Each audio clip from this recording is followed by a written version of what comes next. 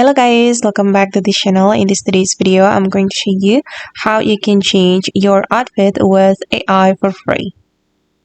Okay, let's get into it guys. For today's video, we're going to use Nano Banana AI on Gemini. So first of all, you can visit gemini.google.com or you can open up the Gemini application. And here you need to choose the Nano Banana feature shown by this banana icon.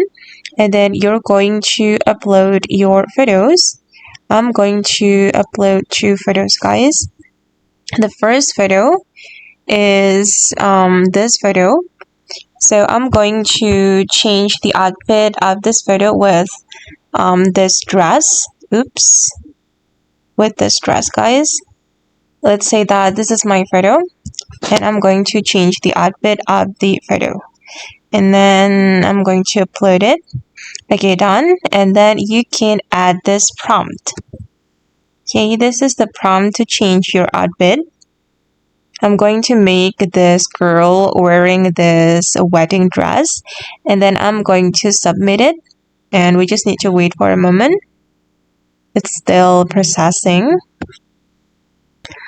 Alright, now it's done. And this is the result.